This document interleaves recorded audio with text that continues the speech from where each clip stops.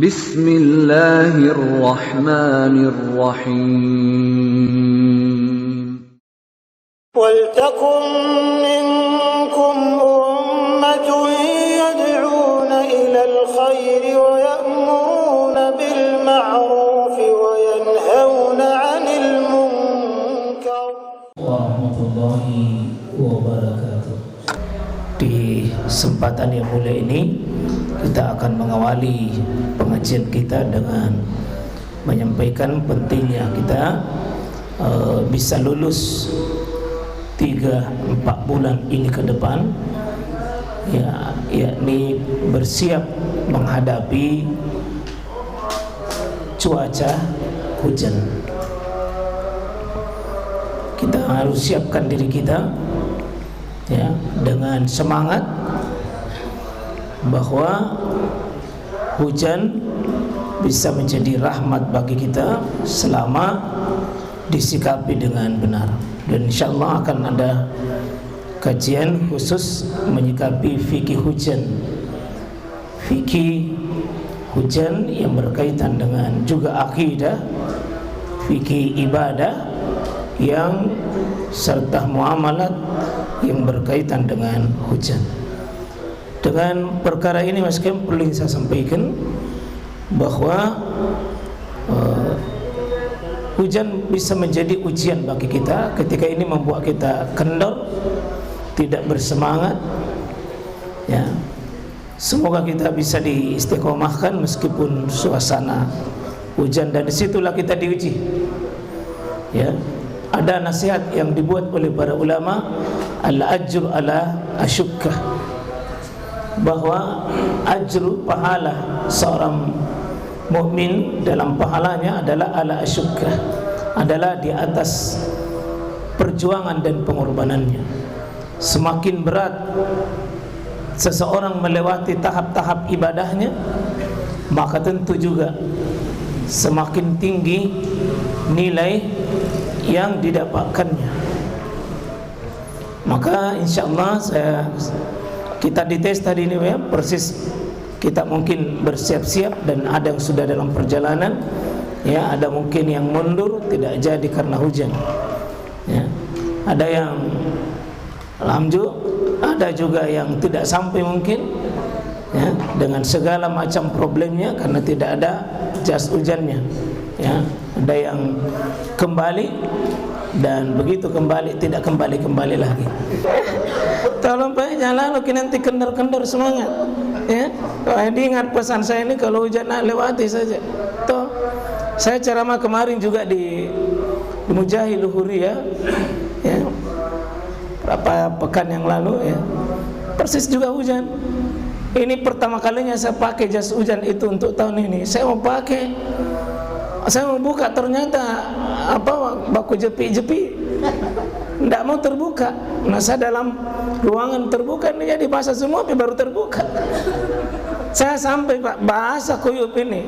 Alhamdulillah kurang lebih 45 menit saya ceramah, persis hampir Tommy kering. Saya katakan ini kan cuma air hujan saja, basah saja tidak ada masalah. Dan saya kasih tahu ibu tidak perlu curigai basah celana aku ini karena hujan ji. Itu curigai kalau basah celana aku tidak hujan. Kalau basah cina hujan cina baru basah dan masalah Pak. Saya kira seperti itu. Jadi mohon banyak tetap kita semangat, jangan kendor karena 3-4 bulan ini Pak ke depan. Yakin nanti bilang tidak datang karena hujan, jangan. Ini baru hujan-hujan, belum lagi hujan peluru, belum hujan linggis, belum hujan, baru hujan air. Mari kita semangati diri kita, lewati insyaallah, dan selama tidak membawa mudarat yang besar bagi kita. Hari ini kita mungkin pembahasan terakhir dalam tadabbur surah Yasin tentang asyaitan, karena agak panjang di sini. Mungkin ada tema khusus nanti yang berkaitan dengan itu. Insyaallah kita akan masuk di keutamaan surah Al-Mu'awwazatain.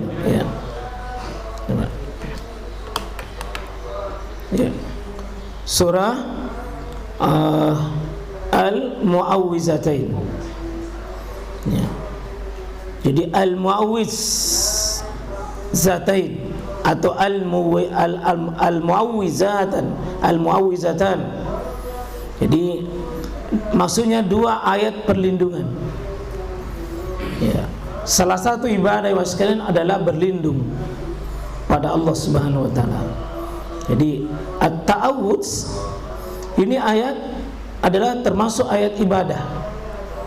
Ya, karena itu ada syaitan yang dengan adanya syaitan kita beribadah, Pak. Ya, dengan adanya syaitan kita beribadah. Bukan beribadah kepada syaitan, justru beribadah kepada Allah, melawan syaitan. Jadi adanya orang kafir, kita beribadah dengan jihad. Adanya orang bermaksiat, kita beribadah dengan dakwah. Jadi adanya orang kafir, ada hikmah. Adanya orang musyrik, ada hikmah. Adanya orang berdosa, bermaksiat, ada hikmah bagi kita. Bahkan syaitan sekalipun. Jadi tidak sia-sia itu syaitan diciptakan. Ketika kita mengatakan wa ma halaqtal wa ma halaqta hadza batilan, ya sungguh ya saya tidak menciptakan, engkau tidak menciptakan segala sesuatu dengan batil, termasuk engkau menciptakan syaitan, itu pasti punya hikmah untuk menguji siapa kita. Apakah kita berpihak kepada Allah atau berpihak kepada syaitan. Yang kedua, kita tahu bahwa ada musuhnya Allah, ada musuhnya para wali-wali Allah, ada musuhnya manusia, ada musuhnya orang soleh, itulah syaitan. Dan dengan ada musuh ini, kita diberitahu oleh Allah jurus-jurusnya, maka kita juga diberitahu bagaimana berlindung atas benteng-benteng mereka, dan bagaimana kita juga buat benteng pertahanan. Jadi waskin rahmatullahi Allah Subhanahu wa taala, adanya syaitan kita paham syaitan ini hadir untuk apa. Jadi dengan adanya syaitan justru kita diminta berlindung. Dengan perlindungan itu alhamdulillah kita dapat ibadah. Tapi jangan banyak juga sekarang justru orang berbuat syirik karena bukan berlindung kepada Allah dari syaitan, malah menjadikan syaitan sebagai teman. Bahkan ada yang menjadikan teman syaitan sebagai penolong, syaitan sebagai sahabat, syaitan sebagai berkongsi dalam menentang Allah Subhanahu wa taala. Jadi syaitan ini ujian bagi kita. Nah, insyaallah kita akan masuk di pembahasan keutamaan surah Al-Muawwizatain. Ini artinya dua surah perlindungan. Yakni surah apa? Surah Al-Falaq. Yang kedua surah An-Nas. Nah, tadi subuh kita sudah bahas ini tadabburnya, kita sedikit bahas tadabbur, dan kemudian kita bahas keutamaannya. Ya, dua keutamaan ini sebagai bentuk berlindung dari makhluk Allah yang bernama syaitan. Nah, Qul a'udzu birabbil falaq. Ya. Kita mulai dari pembahasan surah Al-Falaq. Kita lihat sama-sama ya, Qul a'udzu birabbil falaq, dan yang kedua Qul a'udzu birabbin nas. Kita lihat ini Qul a'udzu birabbin nas. Kita lihat apa ya? Masing-masing dimulai dengan Qul, katakanlah. Ya.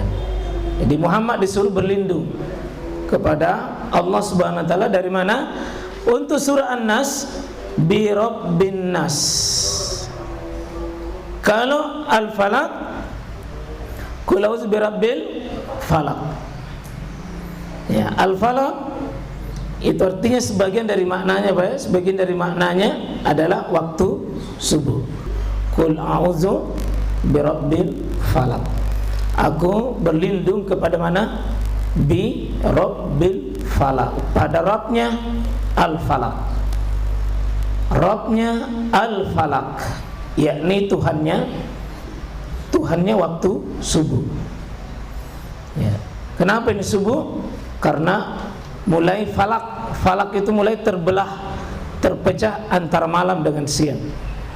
Sini terpecah dan terbelah mulai akhir malam itu masuk waktu subuh. Subuh ini Pak, kita butuh berlindung sendiri. Satu, saat makhluk-makhluk itu mulai yang jahat akan merencanakan kejahatannya. Ya.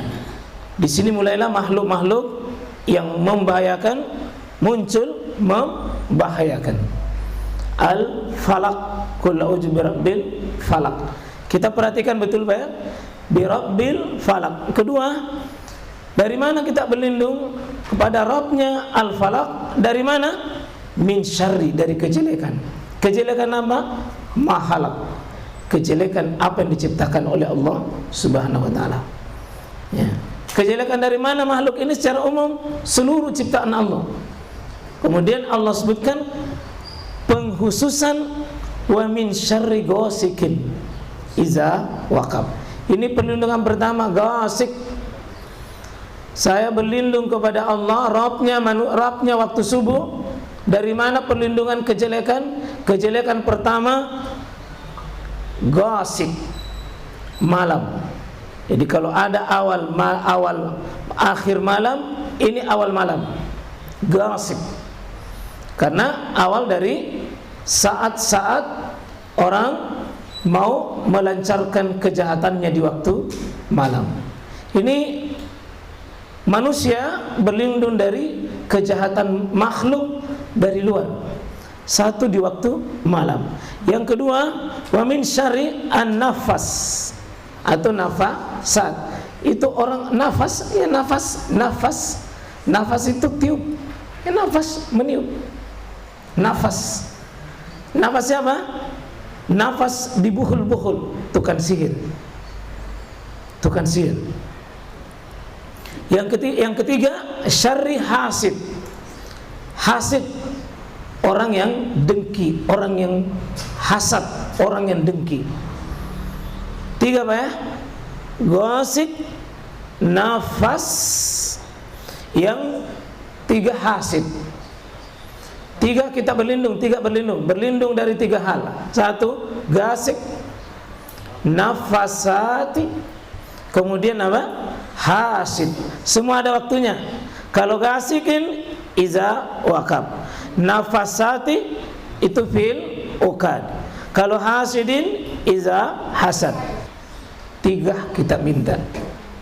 Tiga kejahatan, tiga serangan, tiga kejelekan, syarri, tiga keburukan. Tapi satu ji namanya Allah dipakai. Satu ji sifatnya Allah dipakai. Apa itu? Birabbil falaq. Satu saja. Ingat Pak? Ini serangan makhluk luar. Serangan makhluk luar yang sasarannya tubuh kita. Yang sasarannya tubuh dan mungkin harta keluarga kita.